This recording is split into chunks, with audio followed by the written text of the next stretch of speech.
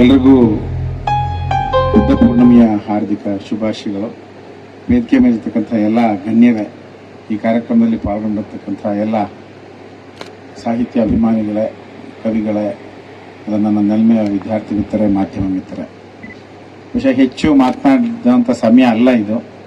ಈಗಾಗಲೇ ನಮ್ಮ ಲಕ್ಷ್ಮೀಪತಿ ಕೋಲ ಅವರು ಈಗ ಕವಿಗೋಷ್ಠಿ ಅಧ್ಯಕ್ಷತೆಯನ್ನು ವಹಿಸಿ ಈಗ ಕವಿಗೋಷ್ಠಿ ಮುಂದುವರಿತದೆ.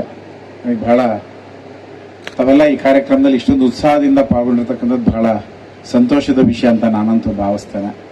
ಯಾಕೆಂದರೆ ಬೆಂಗಳೂರು ಉತ್ತರ ವಿಶ್ವವಿದ್ಯಾಲಯಕ್ಕೆ ತನ್ನದೇ ಆದಂಥ ಒಂದು ಇತಿಹಾಸ ಇದೆ. ಕೋಲಾರಕ್ಕೆ ತನ್ನದೇ ಆದಂಥ ದೊಡ್ಡ ಸಾಂಸ್ಕೃತಿಕ ಇತಿಹಾಸ ಇರ್ತಕ್ಕಂಥ ನಾಡಿದು. ಈಗಾಗಲೇ ವೆಂಕಟೇಶಯ್ಯನವರು, ಪ್ರಭಾಕರ್ ಮಾತನಾಡ್ತಕ್ಕಂಥವ್ರು ಎಲ್ಲರೂ ಕೂಡ ಅನೇಕ ವಿಷಯಗಳನ್ನು, ಬುದ್ಧಂ ಶರಣಂ ಗಚ್ಚಾಮಿ, ಬುದ್ಧನ ಬಗ್ಗೆ ಅನೇಕ ವಿಷಯಗಳನ್ನು ನಿಮ್ಮ ಮುಂದೆ ಇಟ್ಟಿದ್ದಾರೆ. ಯಾವುದೇ ಒಂದು ವಿಶ್ವವಿದ್ಯಾಲಯ ಸಾಂಸ್ಕೃತಿಕವಾಗಿ ಬಲಿಷ್ಠ ಆಗಬೇಕು, ಇಲ್ಲಿರ್ತಕ್ಕಂಥ ಸಮಸ್ಯೆಗಳಿಗೆ ಸ್ಪಂದಿಸಬೇಕು, ಜನ ಸಮುದಾಯಕ್ಕೆ ತುಂಬಾ ಹತ್ತಿರವಿದ್ದಾಗ ಮಾತ್ರ ಯಾವುದಾದ್ರೂ ಒಂದು ವಿಶ್ವವಿದ್ಯಾಲಯ ಚೆನ್ನಾಗಿ ಅಭಿವೃದ್ಧಿಯನ್ನ ಸಾಧಿಸಲಿಕ್ಕೆ ಸಾಧ್ಯ ಅನ್ನುವಂಥ ನಂಬಿಕೆ ನಂದು. ಹಾಗಾಗಿ ವಿಶ್ವವಿದ್ಯಾಲಯದ ಸ್ಟ್ಯಾಚ್ಯೂಟರಿ ಆಫೀಸರ್ಸು, ವೈಸ್ ಚಾನ್ಸಲರು ಬರೀ ಏರ್ ಕಂಡೀಷನ್ ರೂಮಲ್ಲಿ ಕೂತು ಬರೀ ಕನ್ಸು ಕಂಡ್ರೆ ವಿಶ್ವವಿದ್ಯಾಲಯವನ್ನು ಬೆಳೆಸೋದು ಬಹಳ ಕಷ್ಟ. ಜನ ಸಮುದಾಯದ ಹತ್ರ ಸಾಂಸ್ಕೃತಿಕವಾಗಿ, ಯಾಕೆಂದ್ರೆ ನಮ್ಮಲ್ಲಿ ಬರ್ತಕ್ಕಂಥ ವಿದ್ಯಾರ್ಥಿಗಳು, ಅವರಲ್ಲಿರ್ತಕ್ಕಂಥ ಪ್ರತಿಭೆ, ನಮ್ಮಲ್ಲಿರ್ತಕ್ಕಂಥ ಅಧ್ಯಾಪಕರು, ಅವರಲ್ಲಿರ್ತಕ್ಕಂಥ ಪ್ರತಿಭೆ, ಮತ್ತೆ ಯಾವ್ದಾದ್ರೂ ಒಂದು ಸಂದೇಶವನ್ನ, ಇವತ್ತು ನೋಡಿ ಬುದ್ಧ ಪೂರ್ಣಿಮೆಯ ಈ ಸಂದರ್ಭದಲ್ಲಿ ಬುದ್ಧನ ಶಾಂತಿಯ ಸಂದೇಶ ಇವತ್ತು ನಾವೆಲ್ಲ ಜೀವನದಲ್ಲಿ ಅಳವಡಿಸ್ಕೋಬೇಕಾಗಿರ್ತಕ್ಕಂಥದ್ದು.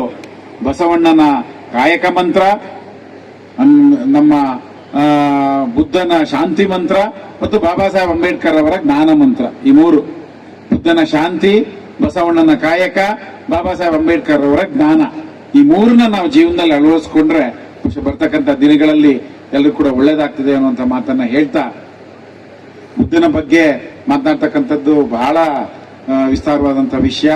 ಅನೇಕ ಕವಿಗಳು ತಾವೆಲ್ಲ ಕಾತರವಾಗಿದ್ದೀರಿ, ನಿಮ್ಮ ಕವಿತೆಗಳನ್ನ ಕೇಳಲಿಕ್ಕೆ ನಾವು ಕೂಡ ಆಸಕ್ತರಾಗಿದ್ದೀವಿ. ಈ ಸಂದರ್ಭದಲ್ಲಿ ನಮ್ಮ ಮನವಿಗೆ ಹೋಗ್ಬಿಟ್ಟು ನಮ್ಮ ಲಕ್ಷ್ಮೀಪತಿ ಕೋಲಾರ ಅವರ ಒತ್ತಡದ ನಡುವೆಯೂ ಕೂಡ ಬಂದು ಈ ಕಾರ್ಯಕ್ರಮದ ಈ ಕವಿಗೋಷ್ಠಿ ಅಧ್ಯಕ್ಷತೆಯನ್ನು ವಹಿಸಲಿಕ್ಕೆ ಅವರು ಒಪ್ಕೊಂಡ್ರು. ಅದರ ಜೊತೆಗೆ ನಾನು ಒಬ್ಬನೇ ಮಾಡಿದ್ದಲ್ಲ, ನಾನು ಈ ತರದ ಕಾರ್ಯಕ್ರಮ ಆಗ್ಬೇಕು ಅಂತ ನಾನು ಅನಿಸಿದಾಗ ನನ್ನ ಜೊತೆ ಇರ್ತಕ್ಕಂಥ ನಮ್ಮ ಎಲ್ಲ ಸಿಂಡಿಕೇಟ್ ಸದಸ್ಯರು, ಅಕಾಡೆಮಿಕ್ ಕೌನ್ಸಿಲ್ ಸದಸ್ಯರು, ವಿಶೇಷವಾಗಿ ನನ್ನ ಅಧ್ಯಾಪಕ ಮಿತ್ರರು, ನಾನು ಯಾವ್ಯಾವಾಗ ಏನೇನು ಹೇಳಿದ್ದು ಎಲ್ಲದನ್ನು ಮಾಡಿ, ಮತ್ತೆ ನಮ್ಮ ಎಲ್ಲ ವಿದ್ಯಾರ್ಥಿ ಮಿತ್ರರು ನನ್ನ ಜೊತೆಗೆ ಇದೇನೋ ಅಂತ ಇಡೀ ಎಲ್ಲರೂ ಸೇರಿ ಮಾಡಿದಂತ ಕೆಲಸ. ಒಬ್ಬರಿಂದ ಒಂದ್ ಕೈಯಲ್ಲಿ ಚಪ್ಪಾಳೆ ತಟ್ಟಕ್ಕಾಗಲ್ಲ, ಎರಡು ಕೈ ಸೇರ್ಬೇಕು. ಹಾಗಾಗಿ ಈ ಕಾರ್ಯಕ್ರಮಕ್ಕೋಸ್ಕರ ದುಡಿದಂತ ಎಲ್ಲರೂ ತುಂಬಾ ದುಡಿದಿದ್ದಾರೆ, ತುಂಬಾ ಕಷ್ಟಪಟ್ಟು ದುಡಿದಿದ್ದಾರೆ. ನಮ್ಮ ವಿದ್ಯಾರ್ಥಿಗಳು, ನಮ್ಮ ಗೆಸ್ಟ್ ಫ್ಯಾಕಲ್ಟಿ, ನಮ್ಮ statutory officers, academic council members, syndicate member, ನಿಮ್ಮೆಲ್ಲರ ಪ್ರೋತ್ಸಾಹ ಮತ್ತು ಬೆಂಬಲದಿಂದ ಈ ಕಾರ್ಯಕ್ರಮ ಮಾಡಲಿಕ್ಕೆ ಸಾಧ್ಯ ಆಗಿದೆ. ಇದೇ ರೀತಿ ಇನ್ನೂ ಸಾಹಿತ್ಯ ಕಾರ್ಯಕ್ರಮಗಳು ಇನ್ನೂ ಹೆಚ್ಚಾಗಬೇಕು. ಬೆಂಗಳೂರು ಉತ್ತರ ವಿಶ್ವವಿದ್ಯಾಲಯದ ಅಡಿಯಲ್ಲಿ ಬುದ್ಧ ಪೂರ್ಣಿಮೆ ಅವಕಾಶವನ್ನ ನಾನು ಕಳ್ಕೊಳ್ಳಿಕ್ಕೆ ಇಷ್ಟಪಡಲಿಲ್ಲ. ಯಾಕೆಂದ್ರೆ ಮತ್ತೆ ಬುದ್ಧ ಪೂರ್ಣಿಮೆ ಮತ್ತೆ ನೆಕ್ಸ್ಟ್ ಇಯರ್ ವರೆಗೂ ಕಾಯಬೇಕು.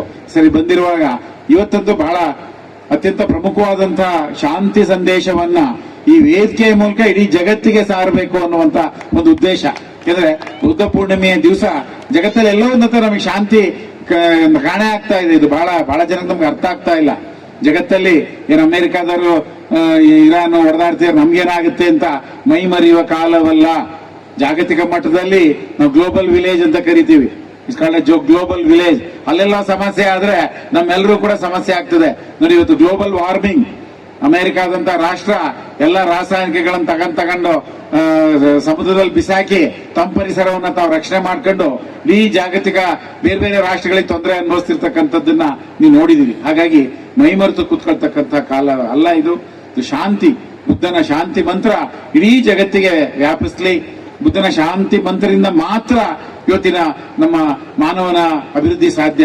ಮಹಾತ್ಮ ಗಾಂಧೀಜಿಯವರು ಯಾಕೆ ಅಹಿಂಸಾ ತತ್ವವನ್ನ ಈ ದೇಶಕ್ಕೆ ಪ್ರತಿಪಾದಿಸಿದ್ರು?